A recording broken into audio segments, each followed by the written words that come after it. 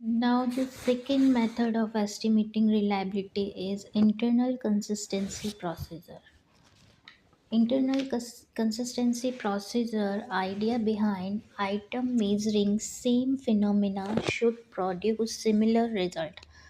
Internal consistency procedure में क्या होता है, ये माना जाता है या ये विचार इसके पीछे है कि समान विचार के मेजरमेंट समान रिजल्ट ही देते हैं।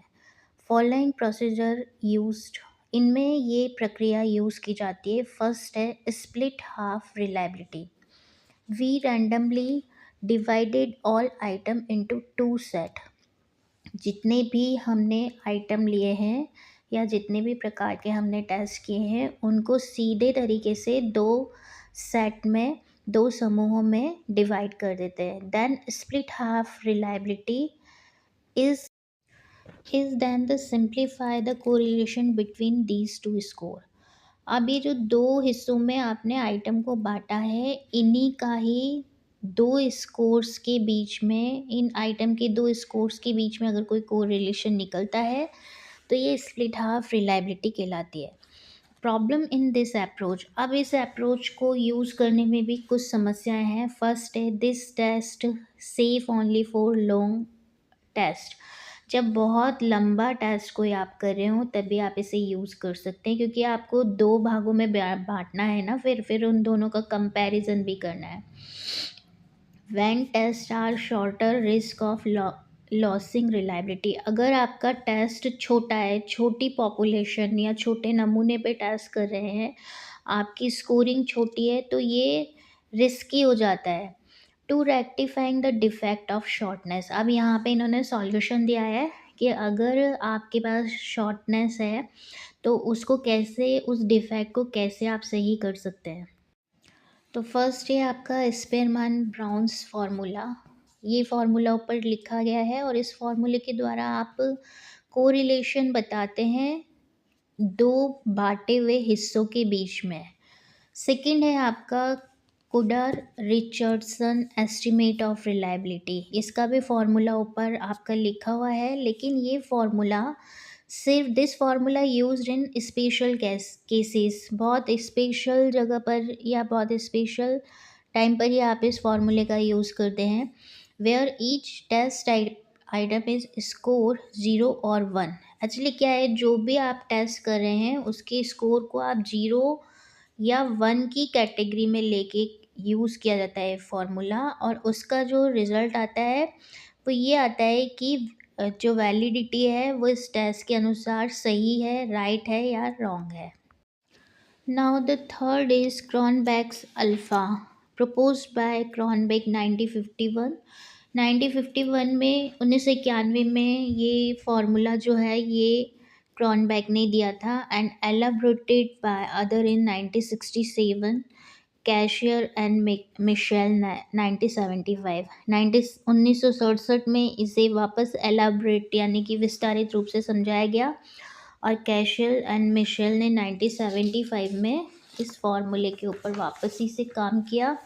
This formula mean of all possible split half को एफिशिएंट को related by the Spearman brown formula. Actually ये जो फार्मूला था, ये फार्मूला आपके स्पेयरमैन ब्राउन फार्मूले को करेक्ट करता है, और ये स्पेयरमैन फार्मूले में जो आपने कोरिलेशन निकाला था दो अर्धविभाजित आंकड़ों के बीच में, उसी को ही ये और फिनिशिंग या और करेक्ट करता है। यहाँ पे coefficient alpha vary between 0.00 and 1.00। यहाँ पे जो कोएफिशिएंट अल्फ़ा की वैल्यू आएगी उसको आप 0.00 से 1.00 में काउंट करते हैं। Type of test with item that are not score as 0 और 1। यहाँ पर उन टेस्ट की वैल्यूज़ को काउंट की जाती है जिसका स्कोर आप 0 और 1 में नहीं दिखा सकते। Uses with attitude scale in which examinee indicate on each item whether the strongly agree agree and disagree और स्ट्रांगली डिसएग्री। ये जो टेस्ट है, ये टेस्ट जब लगाया जाता है तो वहाँ पर जो एग्जामिनर होता है वो अपनी रिलायबिलिटी रिलायबिलिटी की वैल्यू को जो शो करता है वो ये शो नहीं करता ज़ीरो और वन की तरह कि मैं एग्री नहीं हूँ या एग्री हूँ। वो कहता है कि या तो मैं स्ट्रांगली एग्री करता हूँ, या एग्री करता हूँ, या डिसएग्री करता हूँ, या पूर्णतया ही स्ट्रांगली डिसएग्री करता हूँ। ये पिक्चर आपको टाइप्स ऑफ मेथड एस्टिमेट दिखा रही है। अब यहाँ पर हम आगे पढ़ रहे हैं कंपैरिजन ऑफ रिलायबिलिटी एस्टिमेटर। दो तरीके के एस्टिमेटर थे, एक्सटर्नल और इंटरनल। तो अब इनका कंपैरिजन है कि इन दोनों में से कौन सा बेस्ट है। तो interrater is best suited when measurement involve observation। Internal reliability test अगर आप यूज़ करें तो उसका मेजरमेंट आपको अच्छा रिजल्ट देगा जब आप किसी चीज़ को सिर्फ ऑब्जर्व कर रहे हैं, जांच रहे हैं, परख रहे हैं। लेकिन पैरेलल एस्टिमेटर अगर आप यूज़ कर रहे हैं तो वो जब तक दो फॉर्म यूज़ करनी पड़ेंगी तभी उसकी टेस्ट की रिलायबिलिटी अच्छी आएगी। क्रॉन बैच जो अल्फ़ा है, where lots of item are present. जब आपके पास टेस्ट के बहुत सारे आइटम्स हों तब इसका मेज़रमेंट अच्छा आएगा। Test retest reliability is mostly employed in case of experimental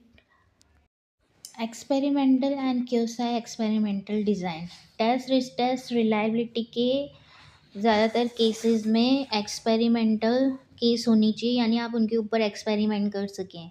और यहाँ पर एक क्यूसा एक्सपेरिमेंटल डिज़ाइन दिया हुआ है, ये आप स्टैटिक्स में पढ़ेंगे। General test retest reliability estimate will be lower in value as compared to parallel form। General test और इस टेस्ट की जो रिलायबिलिटी है ना, ये लोअर, इसकी कंपैरिजन कम मापी जाती है किसके कंपेयर में, पैरेलल फॉर्म के। And internal consistency due to involvement in measurement at different time और विद डिफरेंट रेट्स। और इंटरनल कंसिस्टेंसी को अच्छा इसलिए माना जाता है क्योंकि इसमें हम अलग अलग टाइम पर अलग अलग रेट एक ही टेस्ट के